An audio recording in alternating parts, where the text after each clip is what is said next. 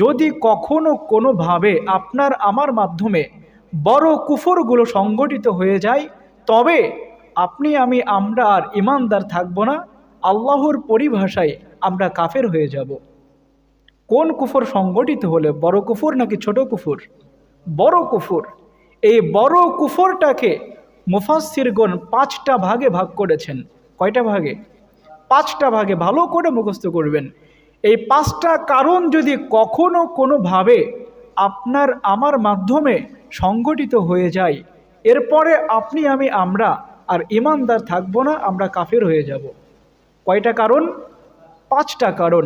Number 1, 1 নম্বর কারণ হচ্ছে আল্লাহ সুবহানাহু ওয়া তাআলা পৃথিবীতে মানব জাতির হিদায়াতের জন্যে যুগে যুগে তিনি কিতাব নাজিল করেছেন।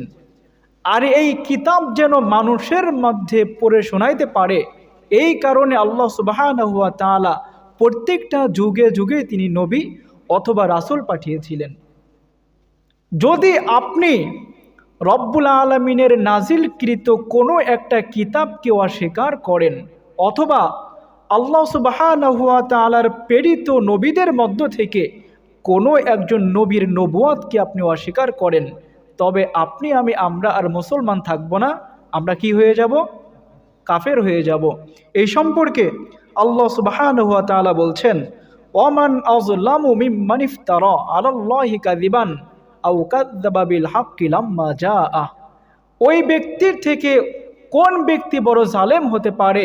ওই মানুষটা থেকে কোন মানুষটা বেশি অত্যাচারী হতে পারে, যেই মানুষগুলো আল্লাহ তাআলা সম্পর্কে মিথ্যা কথা বলে। এবং আমি আল্লাহ সুবহানাহু ওয়া তাআলা যুগে যুগে যেই নবীগুলো পৃথিবীর মধ্যে পাঠিয়েছি এবং যুগে যুগে যেই কিতাবগুলো আমি আল্লাহ সুবহানাহু ওয়া তাআলা পাঠিয়েছি, ওই নবীদেরকে এবং ওই কিতাবগুলোকে মিথ্যা প্রতিপন্ন করে। তো 1 নম্বরে, যদি কখনো কোনো মানুষ কোনো নবীকে অস্বীকার করে, যদি কখনো কোনো মানুষ রব্বুল আলামিনের নাজিলকৃত কোনো কিতাবকে অস্বীকার করে, ওই ব্যক্তি আর মুমিন থাকবে না, ওই ব্যক্তি কাফের হয়ে যাবে। নাম্বার 1। 2 নম্বর হচ্ছে, কখনো কখনো কোনো মানুষ অহংকারের মাধ্যমে কুফরি করে কাফের হয়ে যায়। এটা কেমন? যেমন আমরা সকলেই জানি, ইবলিস শয়তান, সে অহংকারের মাধ্যমে কুফরি করে কাফের হয়ে গিয়েছে।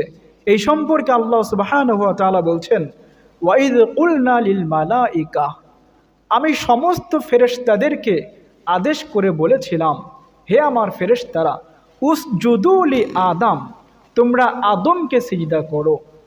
ফাসাজাদু, আমার আদেশ পাওয়ার সাথে সাথেই সমস্ত ফেরেশতারা সিজদায় লুটিয়ে পড়ল, ইল্লা ইবলিস, কেবলমাত্র একজন ব্যক্তি সিজদা করল না, সেই ব্যক্তির নাম হচ্ছে ইবলিস।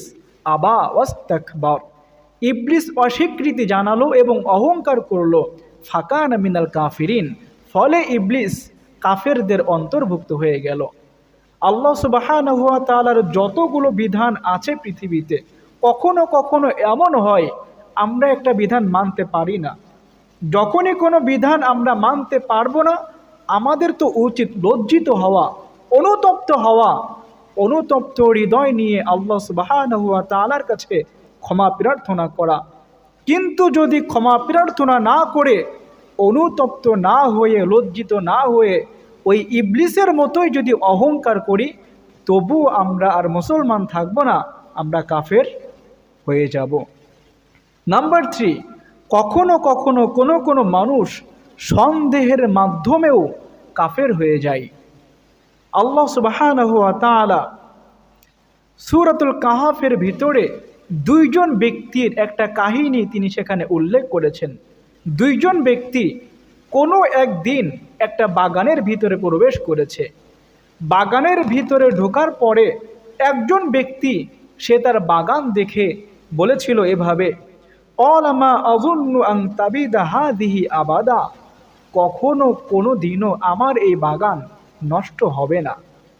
সে আরও বলেছিল, ওমা আযুন্নু সাআতা কায়িমা, আর আমি কখনো এটাও মনে করি না যে কখনো কোনো দিন কিয়ামত সংগঠিত হবে। আসলে কি কিয়ামত সংগঠিত হবে না? তার বাগান কি চিরকাল থাকবে?